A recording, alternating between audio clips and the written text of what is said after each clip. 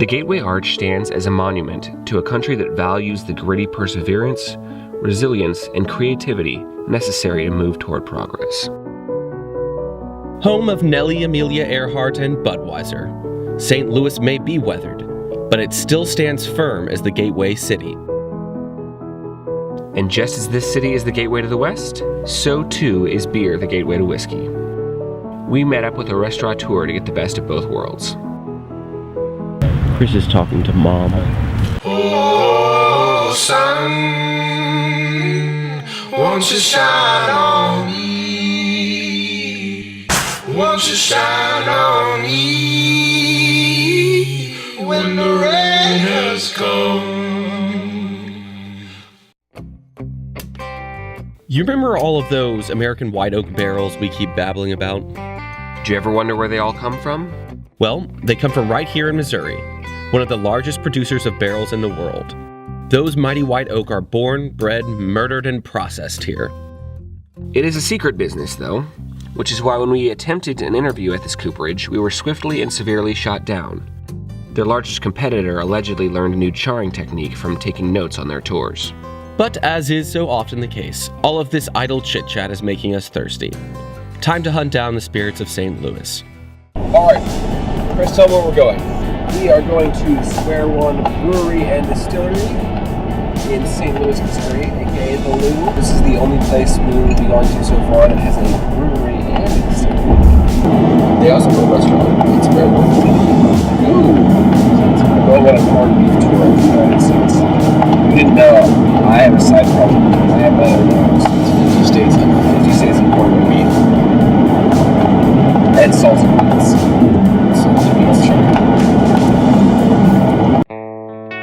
Square One Brewery and Distillery make the spirits of St. Louis.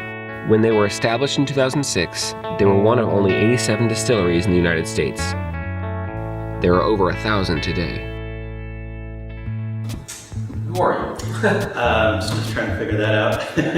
No, I'm Steve Newcomb with Square One Brewery and Distillery, and our brand names are called Spirits of St. Louis. Cool. Steve Newcomb is a kindly gentleman that has been in the restaurant industry since he was in high school. Originally, he wanted to open a winery, but that was decades ago. He now runs this brewery and distillery with his son, Jonathan, the head distiller. Nice corned beef trout with the ladies.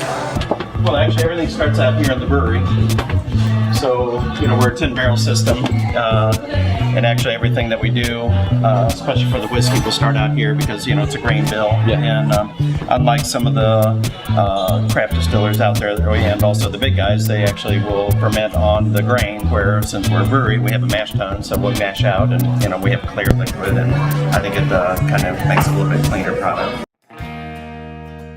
While they use a fairly standard distillation process, operating both beer and liquor production gives Square One the ability to experiment, something Steve has been doing since the very beginning.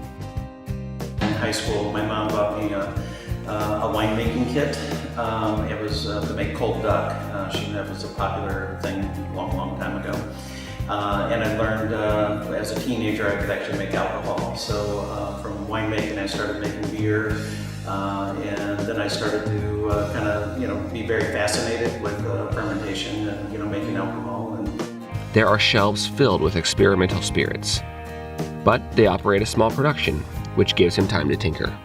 And these are all test jars of each batch. What's our friend down here? Experiments. That's one of Jonathan's experiments. That first one, I don't know. Oh yeah, you can't read that. That's top secret. Okay. No, I'm teasing.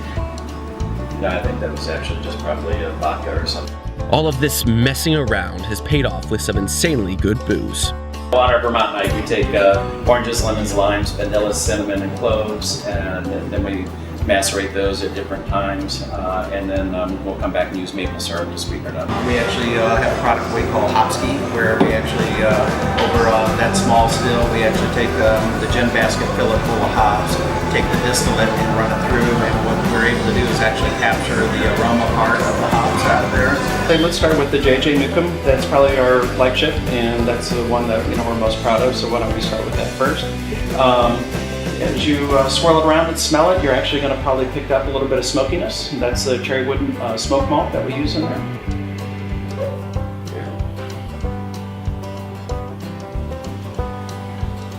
And then part of that is actually going to finish off. You'll pick up some nutty notes, some caramel notes, and it all comes together, you know, as they meld in the different barrels. And our different barrels will actually give us different flavor profiles as we go through. What do you think? That's great. It really blends the bourbon and the Scotch really seamlessly. Right. Yeah, that's incredible. Yeah. We're very proud of it. It's won a bronze medal, 2 silvers, and 3 golds. So we're very proud of it. So this is called the Smile on the Rocks. So you're gonna start with a pint glass, just fill it up with ice. 1.5 lemons to 2, depending on the size of them. And then we'll do an ounce of simple, just a little bit of banana liqueur, and then 1.5 ounces of the JJ Newcomb. And then it's gonna be a couple dashes of orange bitters, a little more ice in there. And top it off, this is a Bavarian Weizen from Square One. You can use a half Weizen though. Just top it off with that, and we'll give it a quick roll. Just mix it all up. Someone come drink this drink. Simply delightful. There you are. If you could call it a drink, call it a Smile on the Rocks. We want to make something totally different than everybody else. You know, that's that whole idea behind craft in my eyes. Now, at the age that I'm at, it's like, I'm very content with where we are, what we're doing. And, you know, we have a lot of employees that have been with us for a long time, and I find happiness in the fact that their lives are getting better. You know, I don't need to conquer the world. I don't need to be nationwide distribution. I just want, you know, the people in the St. Louis community to like this. God, I sound old.